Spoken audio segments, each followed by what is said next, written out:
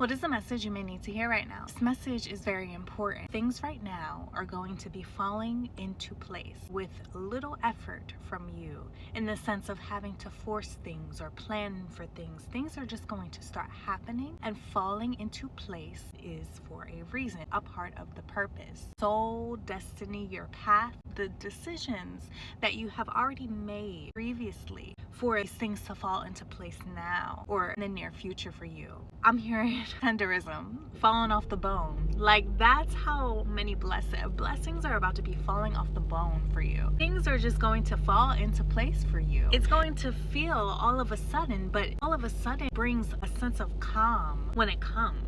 You know, usually when things happen all of a sudden, it's like a shock, and it could catch you off guard, and it might throw you off kilter, right? But no, when things start falling into place suddenly, it's just gonna be right, because it's aligned with your timing, with the divine, with you, with all the work that you put in to get yourself to this point of receiving these blessings. Being open because you purged away the things that felt damaged within you.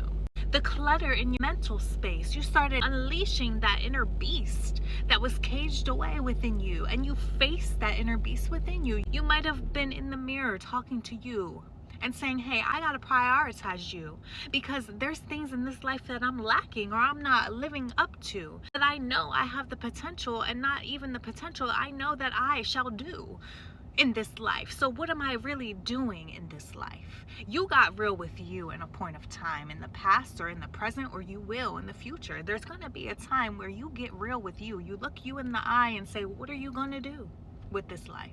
I feel a lot of us have done this. We continue to do it on deeper levels. We get real with ourselves. And that's why things are falling into place, or they soon will be falling into place, because you finally got real with yourself. You didn't sugarcoat anything. You gave it straight to yourself, is what I'm getting. Or there's a need to for some. Because as soon as you do, the blessings will come. Because you're no longer hiding or putting on a front with even yourself. You are looking, whatever it is, whatever problem, whatever challenge, whatever setback, whatever frustration you have or lack you feel you have within yourself, and you're looking yourself in the eye, I keep getting, in the mirror, and you're looking at who you are. Without judgment, without criticism, without all those things and blame and faulting and hate. No, you're truly looking at yourself with forgiveness. You look at yourself and you're stopping for a moment, you're pausing and you're reflecting, not on the mistakes, even though you've had many, but this time around you say, hey, I'm hearing, turn that frown upside down. Yeah, that's what you said to yourself. You might have had to purge. You might have had to cry. You might have had to beg the Lord for a change. I'm seeing somebody really wiping their eyes or crying on their knees. Like, you had a moment. Let's just put it at that. You had a moment, a breakdown, a breakthrough, really. And it brought some of you to your knees with tears. You felt sorrow. You felt envy for some. You felt wounded. You felt sadness. You felt pain. There was damage, and you resented. There was a lot of resentment. It brought you to tears. Something in your life will or has already brought you to tears, where you looked yourself in the eye, you got real with yourself. But then again, that moment came again where you paused and you said, you know what, let me turn my frown upside down.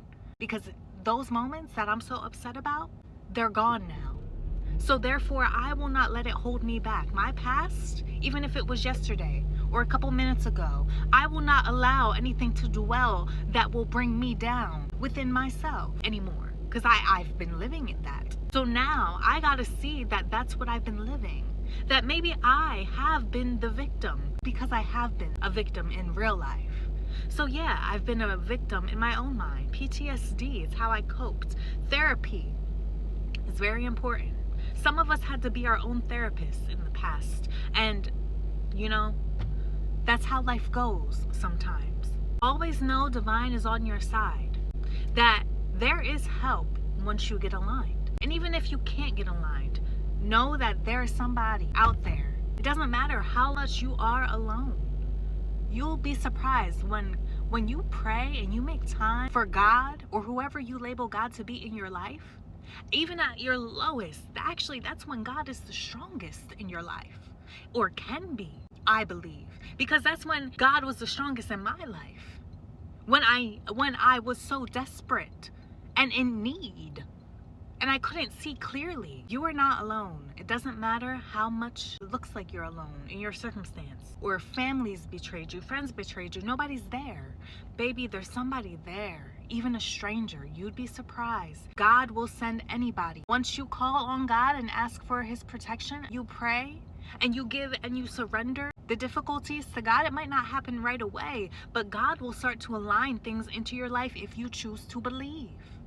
And of course, it goes hand in hand with doing the inner work to get yourself to see from different perspectives in order to, again, gain more enlightenment within yourself, because you are able to see past yourself. When you can see past yourself, that means you are not thinking so irrational, but rational now. You're taking your emotions and disconnecting for a second and viewing yourself in a different perspective and saying, hey, I don't like my life right now, but actually none of this is real. Even though it's real, it's not real in the sense that it doesn't have to continue being real. It doesn't have to continue being my reality. It's about what I choose. I can detach mentally. Even though I'm living day to day in my reality that I have been living in, I can take myself out of my environment mentally and start planning for a future that I know is meant for me. Because baby, that's one thing. It's not gonna just come out of thin air.